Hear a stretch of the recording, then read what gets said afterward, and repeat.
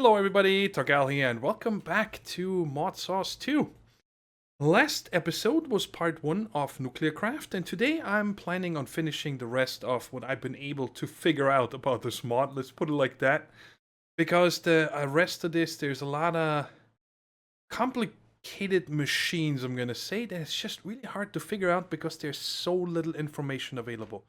There's a wiki, but there's barely anything on it, and other videos. Whenever I found some, the UI of the fusion reactor and so on looked totally different. But I'll do my best to show you guys as much as I can. Now, last time we ended on a big boom because I messed this guy up, right? So I said, all right, and I was able to restore the world. It was actually backed up right after I finished the cube. So that saved me a lot of work making all these casings again and so on. So today I decided to give you guys some numbers, okay, about the 17 by 17 by 17 reactor real quick. Instead of just talking about it, I figured I'd write it down so you guys can take a screenshot or pause the video, whatever you want. So by default, the 17 size reactor, the biggest one, makes 6120 RF a tick on the HEU fuel, okay? And it also generates 2520 heat a tick. One reactor cooler reduces heat by 32, and one graphite block increases the heat a tick by 144. So a naked reactor, 17 big, without any graphite blocks, you need 79 reactor coolers to make it stable. So it doesn't generate any heat, and you can let it run forever. Okay? But as I said, I want to take this to the max, so this entire cube is filled. Okay? And I figured out that the total inside of a 17 by 17 is 4,913 cubes. Okay? We gotta subtract 17 for the fuel rod that's in the middle. And then, of course, we gotta subtract 79 for the coolers that we already have in there, just to make this at 0 heat. So that leaves us with 4,817 blocks. And I found out that one graphite block needs 4.5 coolers to not produce any heat. So the best ratio I could figure out was 9:2. 2 graphite blocks, and you put 9 coolers in it, and it makes your 0 heat, okay? So the golden ratio is 11, because 9 and 2 is 11. So I divided 4,817 by 11 times 2, because that's for the graphite blocks. So I can put in a max of 875 graphite blocks. And then subtract that from how much we have total. So 3,942 coolers. Which comes out to about 63 stacks of these crazy things here. If you guys remember. And the biggest problem is, did you need to make these stupid things in this heavy-duty workspace and no way of automating? But I got it done. And you guys can check over here. Up to here, this row actually is 1, 2, 3, and there's a few more down here, I believe 8 or something like that. So those are all the graphite blocks, and all the rest of this, no matter where you go, it doesn't matter where, is filled with coolers all the way. The whole entire thing. It's absolutely bonkers, guys. I was watching a whole 45-minute YouTube video. In order to fill this, even with the builder's one. So, right now, I guess I can turn it on. I've removed the trash can over here. You guys see it has nothing in it, and when we turn it on, this now comes out to a maximum of 13,120 RF a tick. And the fuel goes down very fast, you can see that. I don't think this is worth 13,000 RF a tick, okay? That is what, 26 of these? Yeah, that's what I thought. But I tested it, and I hope you guys enjoy the numbers and so on, just so you don't need to figure it out again. Most important thing is the ratio. 2 graphite blocks to 9 coolers, and this thing will never explode, okay? After the initial 79 that you need just to get it to 0, so don't forget that. And over here, what I did, I don't have a chunk loaded, so this has only been running while I'm testing over here and building stuff. I had this running for nothing. It doesn't generate any more power, but it keeps using these, and I'm just piping them out. So now we got actually 20 already. Cool. 20 of these depleted HEU fuel cells, which we'll need for something else today. All right? So, what do we get started now with is fusion reactor. That's the next thing right here. I made this fusion reactor right here. The recipe is not hard. You need 4 of these reaction generators. I'm gonna call these the boats. I don't know, they look like boats to me. Or rail carts or whatever. These small nuclear chambers, which is, we've made a few of those before. Very simple to make. And the crafting overall isn't hard, especially because we have automated the boron, we have automated these plates, and so on. So the fusion reactor itself is really not expensive to make one of these, okay? And let's put one down. And right here, I made this little scaffolding because I wanted to have access to underneath instead of having to dig down. I can put this angel block away now. We don't need it anymore. So, this guy right here, now look at this GUI. Yeah, this is crazy. You got 5 of these level meters over here, 6 slots down here, 1 here, 2 there. You look at this and you're like, you have no idea, especially because you don't get any tooltips when you hover over anything. No recipes, whatever. Okay, but I was able to find out that there is apparently a low fuel. I believe you can use hydrogen and boron. That is, generates less RF attack, but also uses less fuel. Now, the fuel I'm going to go with is the tritium and deuterium, which is the same stuff than we use in our reactor over there. It has the same names, okay? So apparently, I'm not an... what is this? A nuclear physicist. I have no idea about this stuff, right? But apparently this deuterium and tritium is a normal thing that is used apparently in real life, okay? So we need these two to make a reaction. That's our fuel for there, okay? And the way I found out how to make this is you need empty fuel cells. Let me get these out of here. We need to make empty fuel cells, which is simple recipe. It's 4 of these tin plates, which you can automate. It's just tin around a tin block. You get 32. So it's very easy to automate these. And you need to make this electrolyzer. Now the problem with the electrolyzer is, right there, you need these 4 boats. Infinite water sources. And you make these with the water cells. So I made these water cells, and then you just right-click a water source block to fill them. Okay? Because I couldn't find out the recipe how to make these. I thought you need a machine. You just right-click water to fill them. And that's how you make these. Again, reinforced plating, universal reactant, and that's it. Now, here's the next thing is, you cannot put 1 in there. Nothing happens. You need to put a whole stack in here. And also, by the way, I added the energy upgrade to all these machines. Just because I wanted to put them in there. We don't really care about energy, but each machine has 8 speed and 8 energy upgrades. And I already have it hooked up to the ME system, so we can add stuff. I'll show you in a second when this is done. I actually have 2 recipes here. One that makes us 1 tritium and 3 deuterium out of 64 empty fuel cells, and the other one, 36 hydrogen and 24 oxygens. Oh, let me remove this guy back here, so it actually stays in the machine and I can show you when it comes out. Because the problem was to make the pattern. Oh yeah, you guys see right here. I still have it in here. You only have 3 output slots, but this actually makes 4 different types, okay? So that's why I made 2 of these patterns.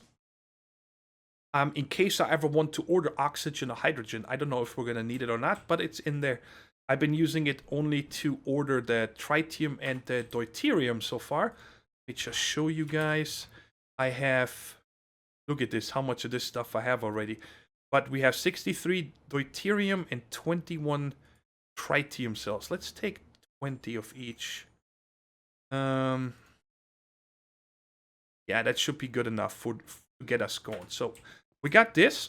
I'm just waiting for this to finish so you guys can see what it looks like. And it's kind of funny because you put empty fuel cells in. Okay?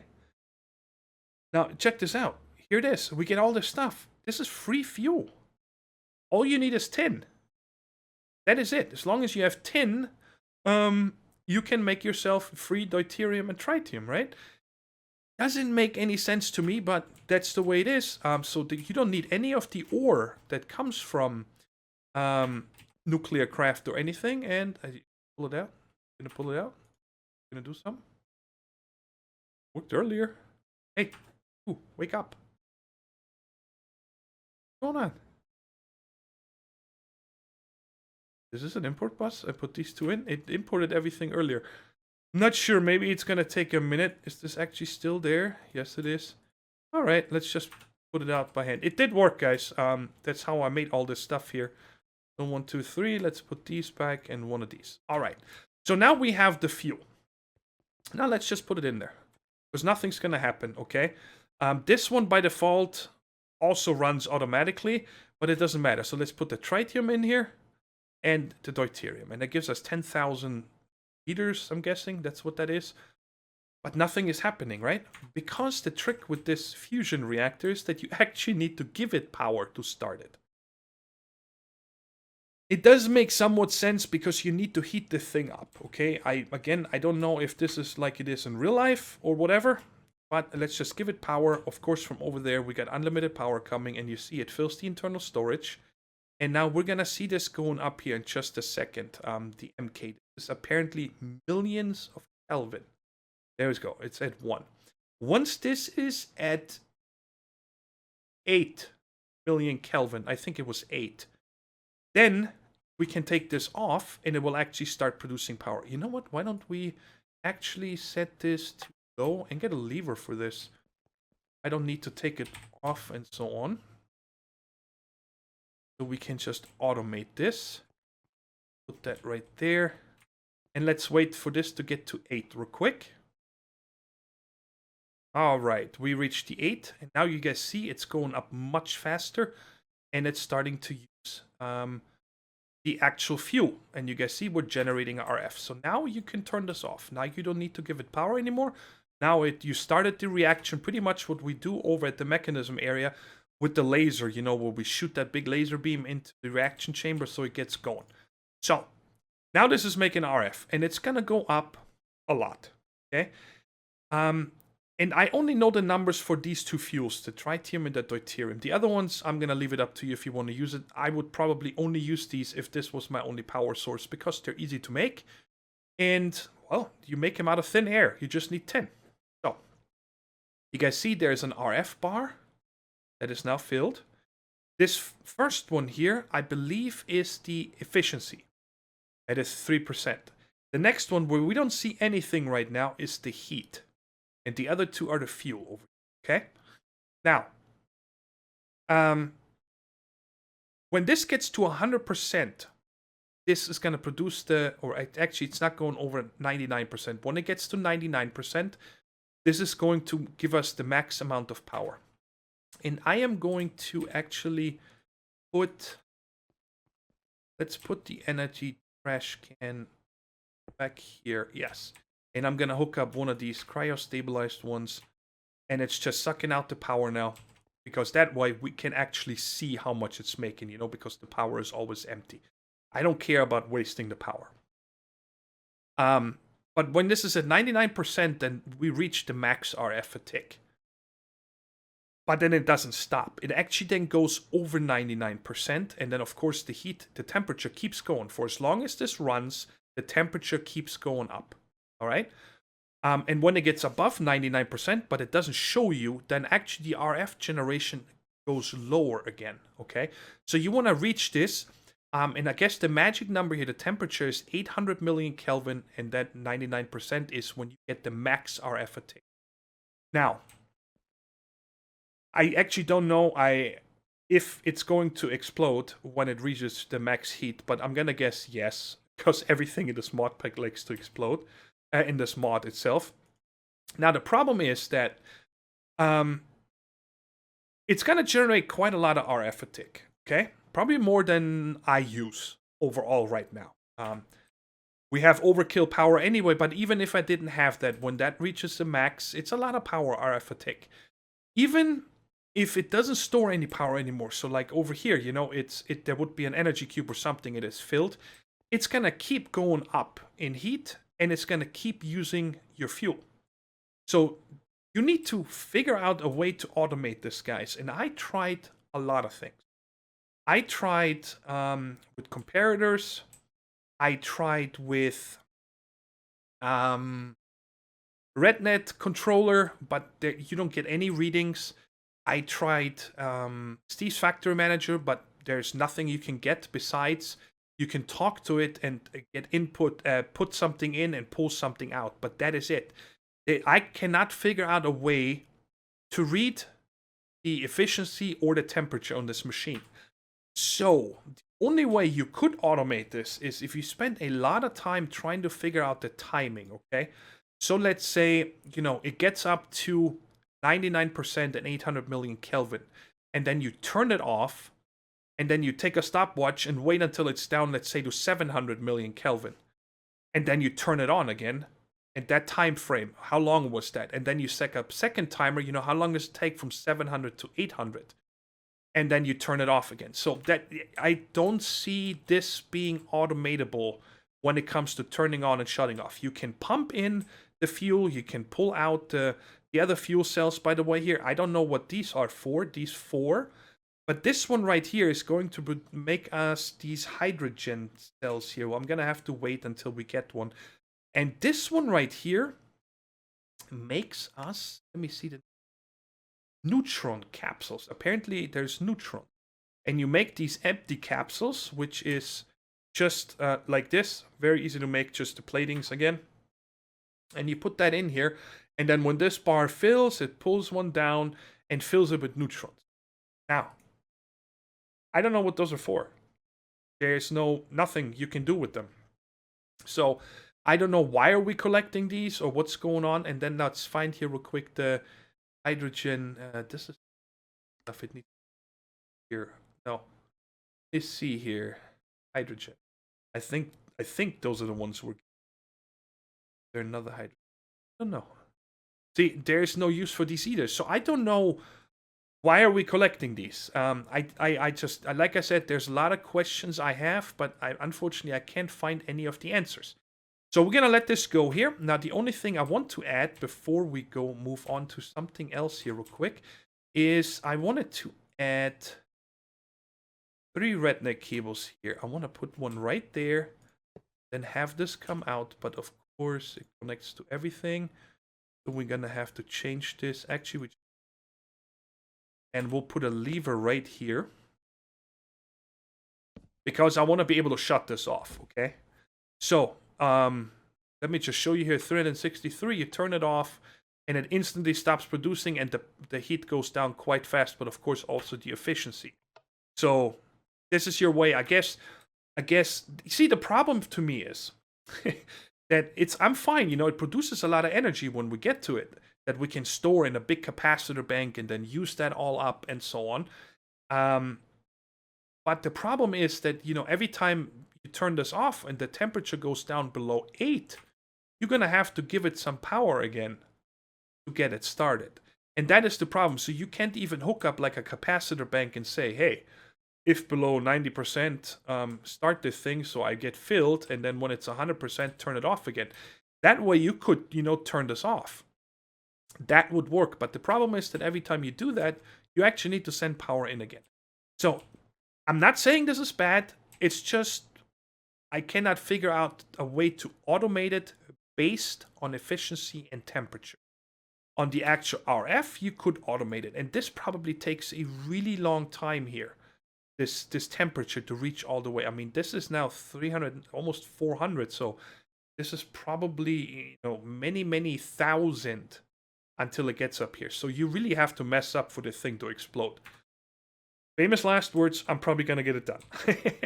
But I'm going to let this go because I want to get to the 100% here and show you guys how much this is. But until then, there is another thing I want to do. And that is I want to make some plutonium now. And the way I remember this was with these guys here. They make us here small lumps of plutonium and small lumps of uranium when we put them back into the isotope separator. This makes us oxygen depleted oxide. What would that be used for? Nothing. Oh, there it is. That makes us 20 and 16. Let's see how much the other one made. 20 and 16. So I don't see any reason to do this here first. Yeah. So, okay, we'll just put them in here. And yeah, let me just disconnect this here real quick just so I can actually see what happens in there. So let's put this in here. Oh, this is so fast. All right, so we get 6. I don't think I need to automate this yet because I'm always going to have to pull them out over there by hand for now anyway, and we won't be using it that much. So let's just hook this back up. Now let's see if this one is going to suck this out automatically. I don't know what's going on. Oh, all right. What, am I out of channels maybe? Let's see here. 4, 5, 6, 7.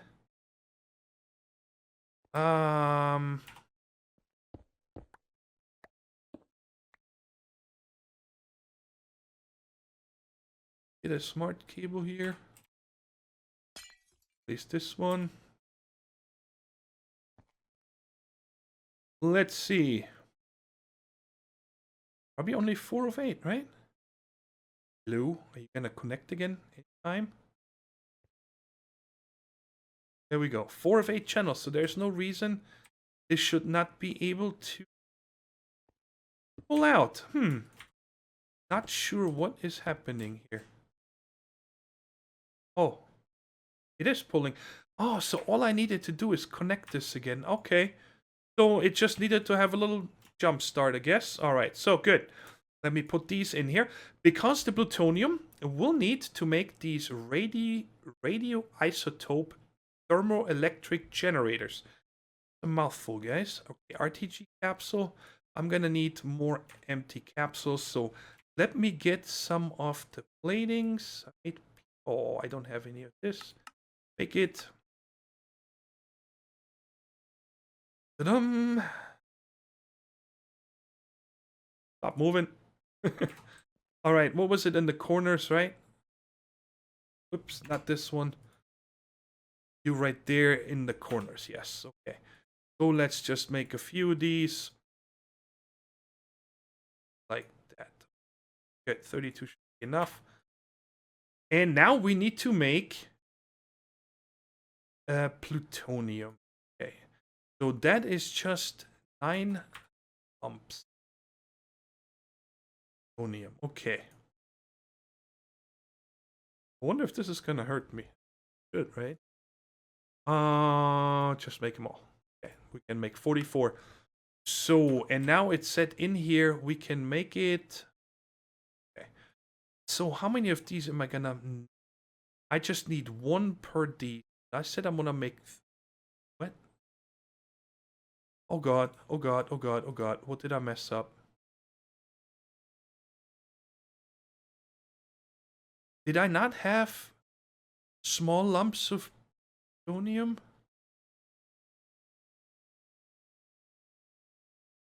What's happening? What?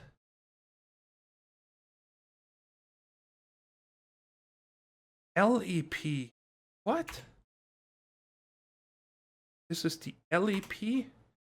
This is the HEP. I thought that's what we used. Before I show you guys how I think on handling this shortage of the plutonium, I wanted to come over here. Because you guys see the RF fatigue is going down now. The max is 12,000 RF. So we passed the 99% here, 849 million Kelvin. So let's wait for this to get down to just below 800. You guys see it goes up and it's going to get to 1199, I think 11999. Yes. And then it's going to go back down to 11998 here shortly. So let's round it up, 12,000 RF a tick, okay? That is for one of these. And now comes the cool part, actually. That one I was very surprised. Just put another one up there. And now we doubled it, 24,000 RF a tick. Put another one. Guess what? 36,000 RF a tick. Fuel usage, I don't think goes down any faster than... Let's see here real quick. These two again, I didn't pay attention. Yeah, it does go down. Okay, so it just uses more fuel for the more you stack. And I don't think there's a limit. Build height is the limit. You can stack as many of these as you can think of. You know, as many as you want. to put up here, the fuel goes down a lot faster, but we're making 36,000 RF a tick. So that is actually, that's decent power. I mean, this is good. Think about this beast over here. That made us, what was it? I forgot now, 13,160 or something like that. Amount of materials going into this one. The only nice thing is, you know, when you have it cooled properly, you never need to worry about it. You can just put a capacitor bank next to it and then set up some redstone logic to say, if capacitor full, turn this off. If not, turn it on. So that is nice compared to this one. This one here just, I don't know. It's a go. There we go. We got helium-4 cells. I'm sorry, I forgot that. It wasn't I said hydrogen earlier, but for this one, no, I don't know what these are for. And this one here takes a long time, apparently, until this fills, and then we get one of these neutron capsules. But I don't know what these are for. So, it's decent, but I don't like that you can't automate it. And it's cheap power, if you think about it. But now you see, we're over 100 million Kelvin, and the power reduces a lot, or quickly, I should say. So now is the time, you know, you would have to automate this. Wait until you get down to about 800. And then you turn it on again. So then you get the maximum amount of RF. But there's just no way of throttling this to keep it at these numbers. And that's kind of a bummer. So I'm going to leave this off so I don't forget about it. It doesn't explode. And if I ever need power, you know, I can turn it on again. But you've guys seen how to make this now. It's pretty cool. I don't mind it at all. So now the thing is, okay, from what I figured out here, to get this plutonium, whatever number here, the 238. It's been 2 days since that last cut, guys. It was pretty crazy. Simply waiting for fuel to deplete. That was my biggest problem. That was the longest wait. I'll show you guys how I sped that up as much as I could.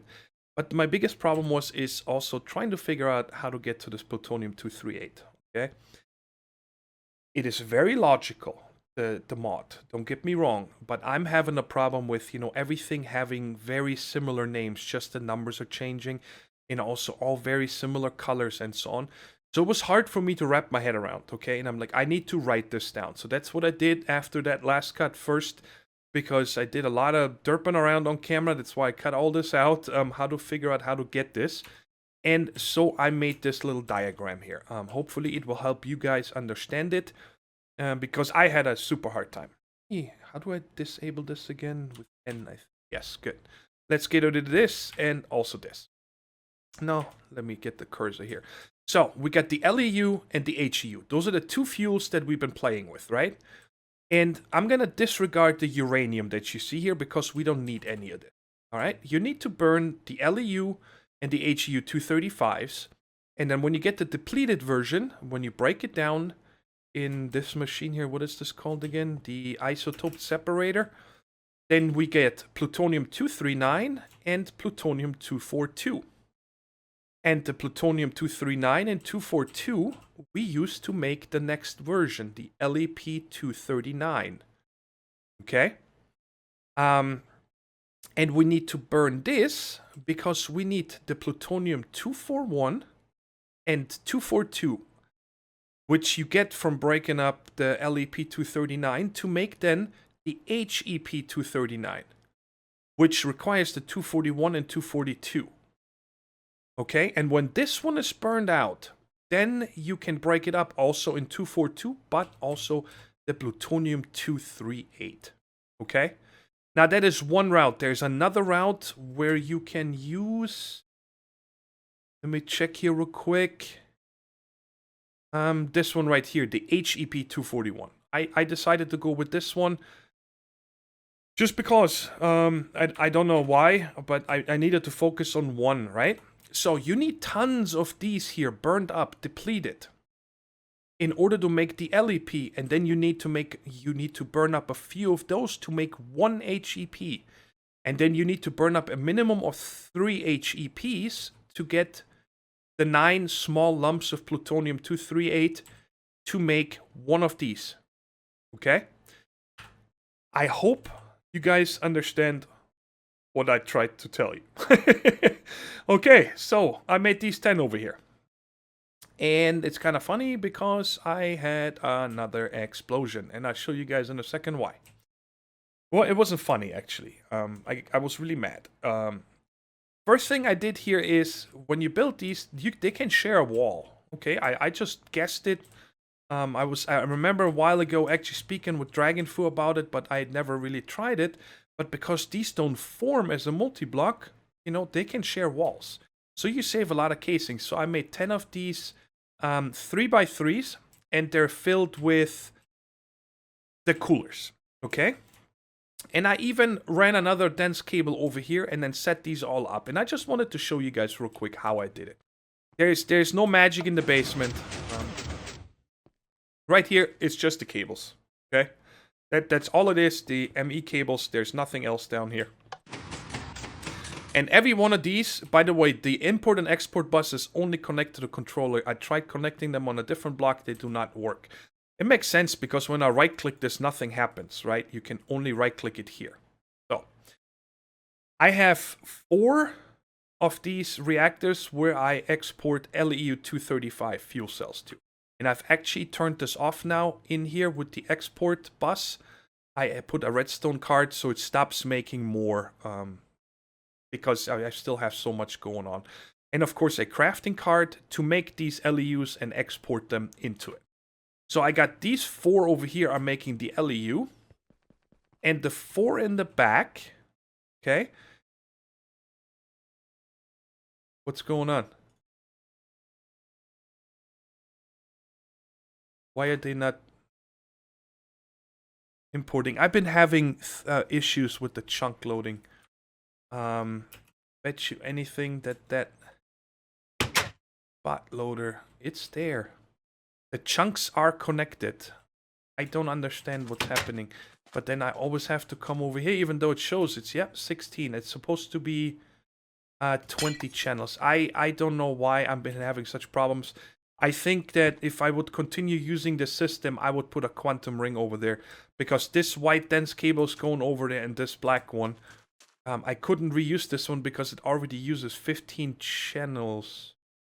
Yeah, and I needed 20 more, so that would have been 35. That's why I ran this one. And it's still showing up as 16, even though it's supposed to be 20. And that's those back 4. I don't know why I keep having issues with that. Because when you look down here, you know, I have 6 channels here, 4 there, so that's 10. And then 4 here and 6 here.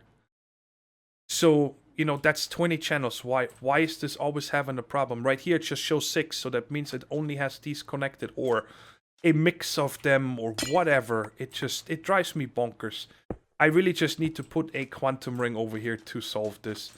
But we got all the materials we need for this episode, so I'm not worried.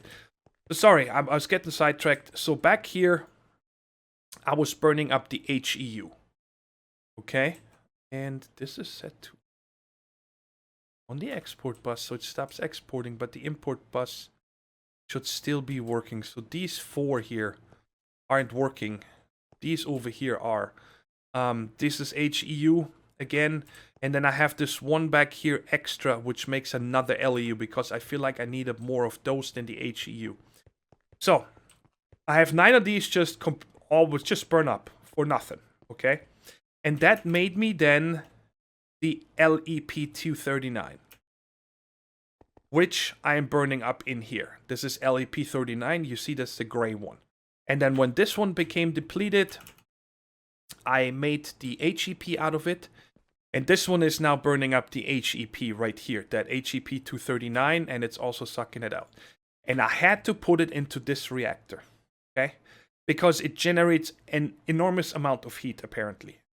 None of the other ones generated any heat. You guys can see even that LEP-239 zero heat, because they're filled with the coolers. But I put the HEP into the far back one, and it blew up within seconds. I did not pay attention because, you know, I figured, hey, this thing is completely filled. It never crossed my mind, honestly. And then I took out all the graphite blocks out of this one, so it just has all the coolers and nothing else. And it's actually pretty good. It generates more power than the HEP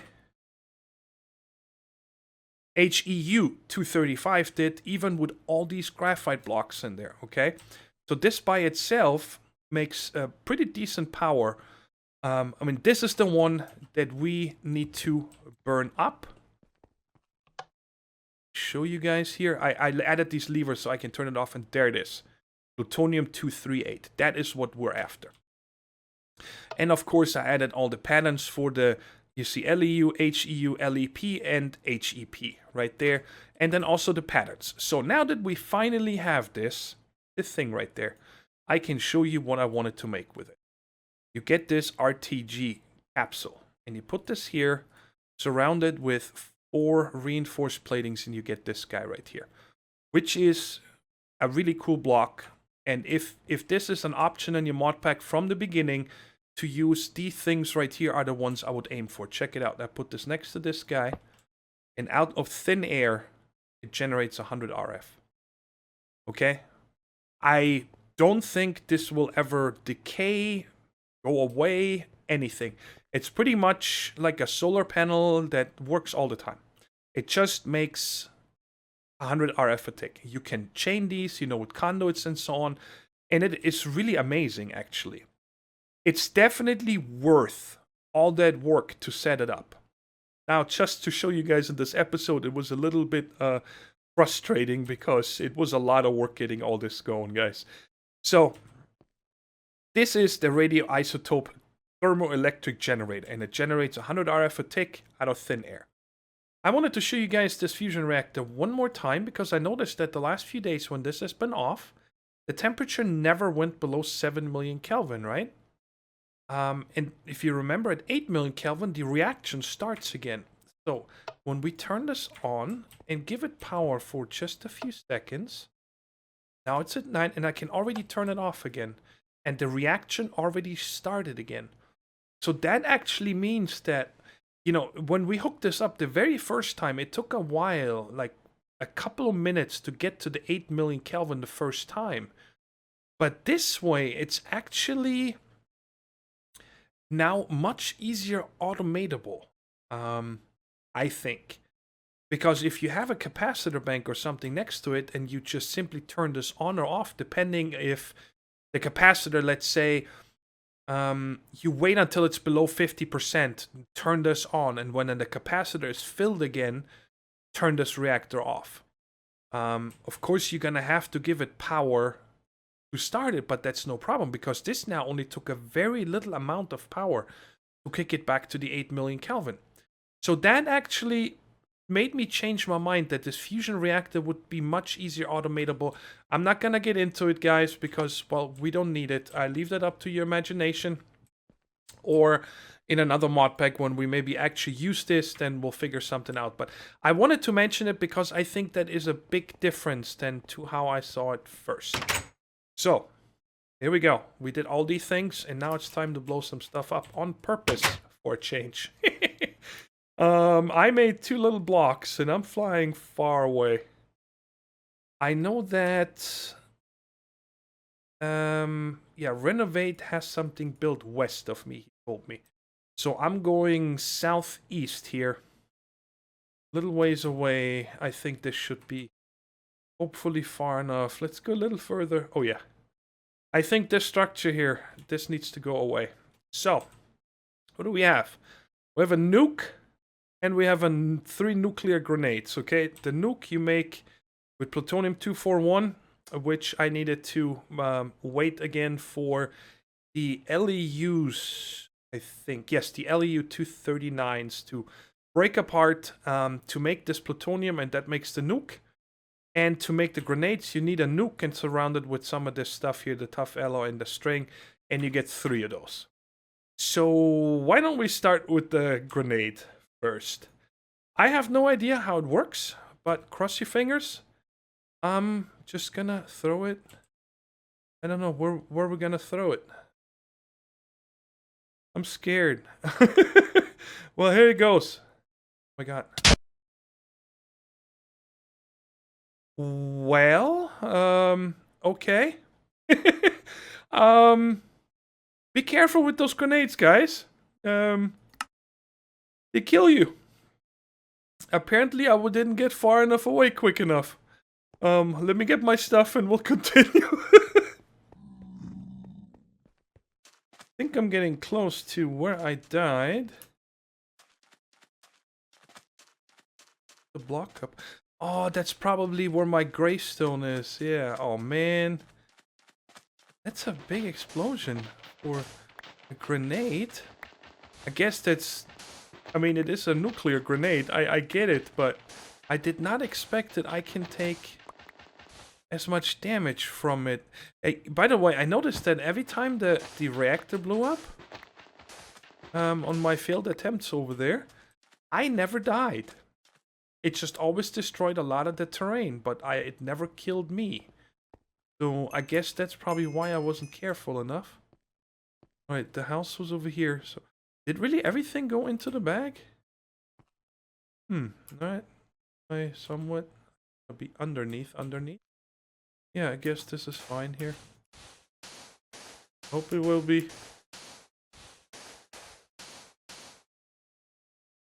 Oh wow, can I get this from there?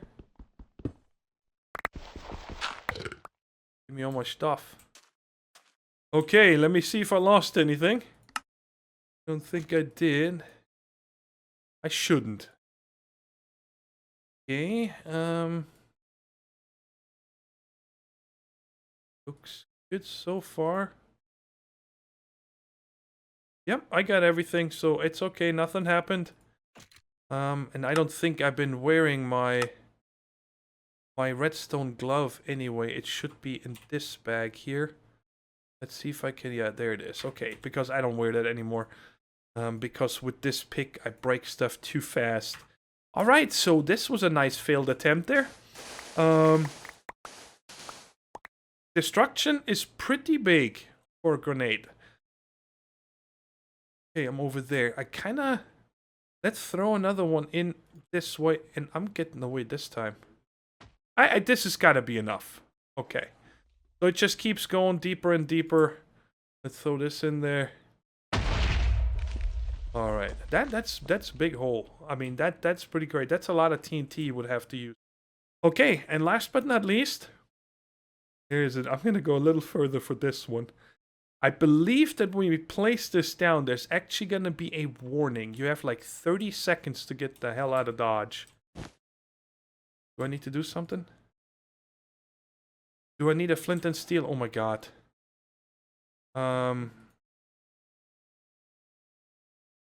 Flint and steel.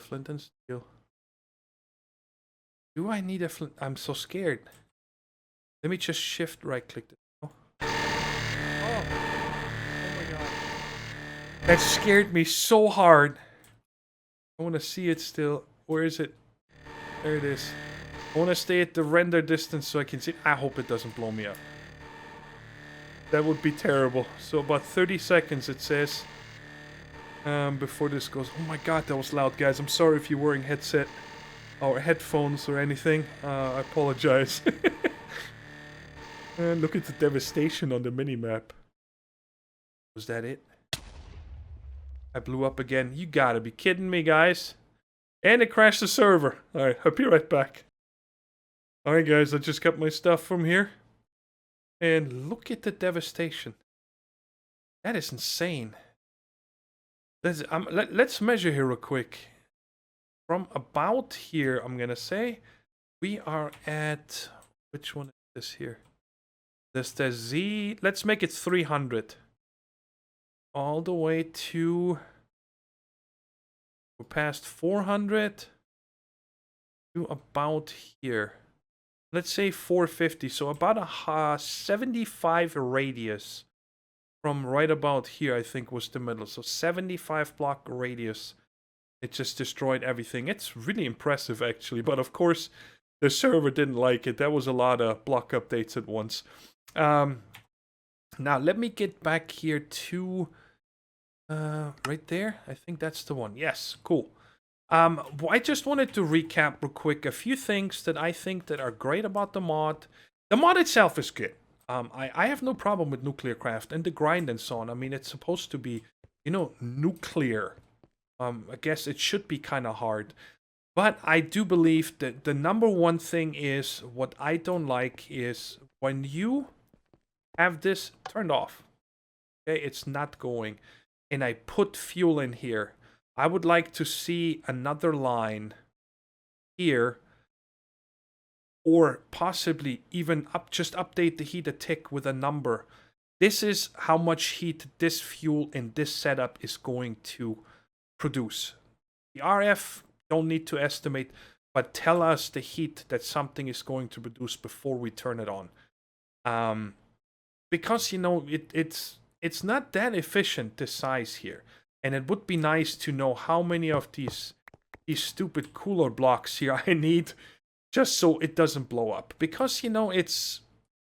I don't know. That's just personal opinion. I would like to see a warning there. Hey, this is going to produce heat in this range and so on. I think that'd be cool. And over here, definitely, it would be nice if the mod author would add something so it is compatible with RedNet, or give us a comparator signal strength or something, depending on either probably the efficiency. Because if I can keep the efficiency...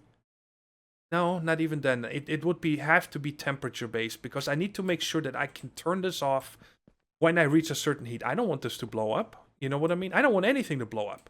Give me tools so I can monitor and turn it off and on properly. That'd be cool.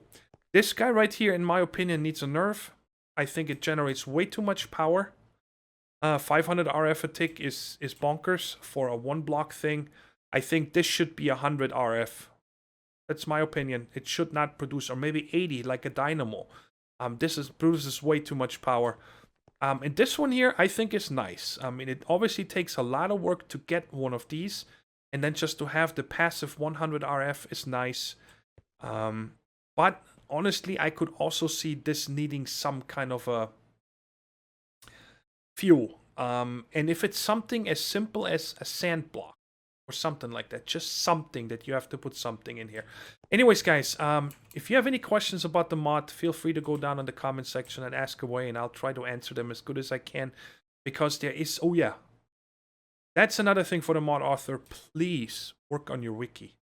The wiki needs to have all this information. We cannot guess. Honestly, I really think that would be awesome if he could finish the wiki for all the different fuels, for all the... everything.